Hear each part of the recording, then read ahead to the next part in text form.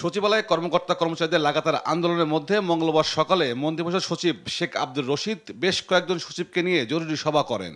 সবাই সংশোধিত সরকারি চাকরি অধ্যাদেশ পর্যালোচনার জন্য কমিটি গঠনের সিদ্ধান্ত হয়। সেই সভা থেকে আন্দোলনকারীদের সঙ্গে কথা বলতে ভূমি সচিবকে দায়িত্ব দেওয়া হয়। বিকেল 2:45টায় ভূমি মন্ত্রণালয়ে সম্মেলন কক্ষে কর্মকর্তা কর্মচারীদের প্রতিনিধিদের সঙ্গে বৈঠক করেন ভূমি সচিব ASM সালেহ আহমেদ। সভা শেষে আন্দোলনকারীরা জানান, আলোচনা চলমান থাকায় পূর্ব ঘোষিত বুধবারের কর্মসূচি স্থগিতের সিদ্ধান্ত হয়েছে। আর ভূমি সচিব বলেন, মন্ত্রিপরিষদ সচিবকে আনুষ্ঠানিকভাবে বৈঠকের সারাংশ জানানো হবে। আমরা এতক্ষণ আলাপ করেছি, আসলে ওরা তো আমাদের সাথে কাজ করে। আমরা সবাই সচিবালয়েরই কর্মচারী, আমরাও কর্মচারী, যদিও কর্মকর্তা বলি, কিন্তু আইনের ভাষা আমরাও কর্মচারী।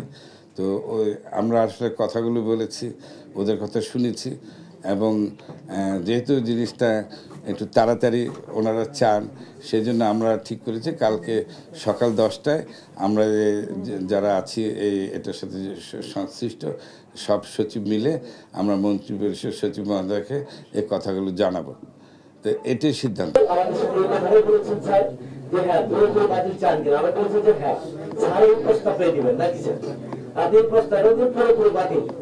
এই জন্য সবাই বলে আছে, আমরা সেই সূত্রে আমরা স্যারের কাছে পরীক্ষা করেছি যে আগামীকাল কর্মসূচিটা শুধু আমরা স্থগিত করেছি।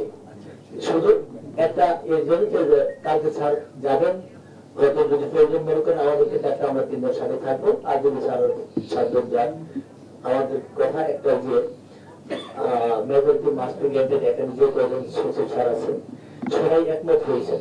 এর আগে সংশোধিত সরকারি চাকরি অধ্যাদেশ প্রত্যাহারের দাবিতে চতুর্থ দিনের মতো বিক্ষোভ করেন কর্মকর্তা কর্মচারীরা।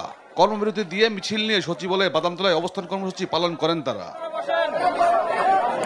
দিনভর আন্দোলনে দাপ্তরিক স্বাভাবিক কার্যক্রম কার্যত অচল হয়ে পড়ে। এদিকে বিক্ষোভ কর্মসূচিকে কেন্দ্র করে সচিবালয়ে নেওয়া হয় কড়া নিরাপত্তা ব্যবস্থা। বন্ধ ছিল দর্শনার্থী প্রবেশ। সচিবালয়ের প্রধান ফটকে পুলিশের পাশাপাশি মোতায়েন করা হয় বিশেষায়িত বাহিনী সোয়াট। তৌফিক মাহমুদ মুন্না, দেশ টিভি, ঢাকা।